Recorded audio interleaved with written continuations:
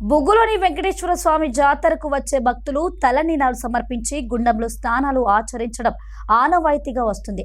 అలాగే గండాలు తొలగిపోతాయని భక్తుల ప్రగాఢ విశ్వాసం. మొదటిసారి జాతరకు వచ్చి తలనీలాలు సమర్పించిన భక్తులు జాతరకు రావడం సంతోషంగా ఉందంటున్నారు. ఏదైతే తిరుమలగిరి బుగ్గులోని వెంకటేశ్వర స్వామి వారి జాతరకు వచ్చేటటువంటి భక్తులు ఎవరైతే ఉంటారో వాళ్ళంతా కూడా ఇక్కడ జాతర ప్రాంగణంలో ఉండేటటువంటి ఏదైతే గుండంలో స్నానాలు ఆచరిస్తూ ఉంటారో ఇక్కడ ప్రజెంట్ మనం ఇది చూడొచ్చు. ఇది గుండం దాదాపు ఒక ఆనవాయితీగా వస్తుంది.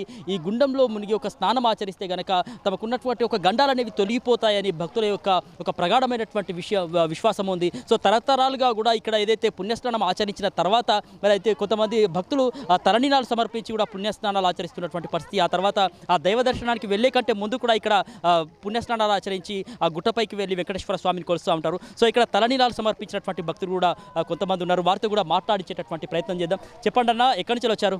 మేము నర్సంపేట నుండి దుగ్గొండ మండలం వచ్చామండి. ఫ్యామిలీతో వచ్చారా? ఫ్రెండ్స్ వచ్చాం. వాస్తవంగా రావడం ఫస్ట్ టైం అంటే ఎట్లా అనిపించింది? ఇక్కడ చాలా ఆనందంగా అనిపిస్తుంది. ఎందుకంటే చాలా మంది అంటుంటే వినడం చాలాసార్లు విన్నాం, కానీ ఎక్కువసారి చూడాలని ఆతురతతోటి పౌర్ణమి రోజు వస్తే ఇంకా బాగుంటుందని చాలా మంది రావాలని ఉండేది. కానీ చాలా ఒక 5 years నుంచి అనుకుంటున్నా కంపల్సరీ పోవాలి, జాతరకు పోవాలి, తలనీలాలు ఇవ్వాలని కంపల్సరీ అనుకుంటున్నాను.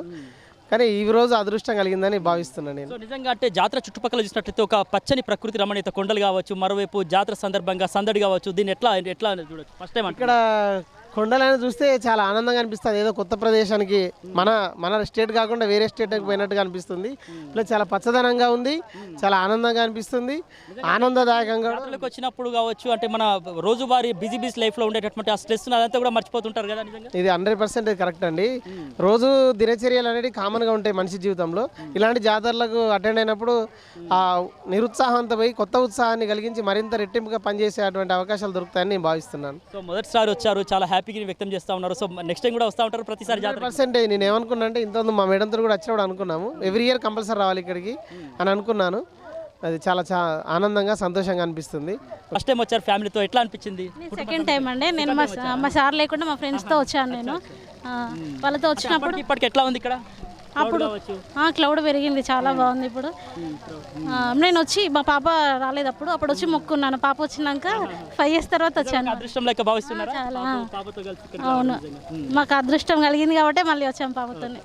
చూస్తారు కదా, భక్తులంతా కూడా ఎంతో సంతోషాన్ని వ్యక్తం చేస్తున్నటువంటి పరిస్థితి. అంటే మొదటిసారి వచ్చినా కూడా ఇక్కడ ఉన్నటువంటి ఆ వాతావరణాన్ని కావచ్చు, ఇక్కడ ఉన్నటువంటి ఆ ప్రకృతికి కావచ్చు ఆకట్టుకునే విధంగా ఇక్కడ ఉన్నటువంటి పరిస్థితి. మరోవైపు చూసినట్లయితే కనుక భక్తుల సందడి కావచ్చు, మరి జాతరకు వచ్చేటటువంటి మొదటిసారి వచ్చినటువంటి భక్తులు కూడా ఎంతో సంతోషాన్ని వ్యక్తం చేస్తున్నటువంటి పరిస్థితి తిరుమలగిరి వెంకటేశ్వర స్వామి బుగ్గులోని జాతరలో కనిపిస్తూ ఉంది. వీడియో జర్నలిస్ట్ కమలాకర్తో సమీర్, ఆర్బీ న్యూస్.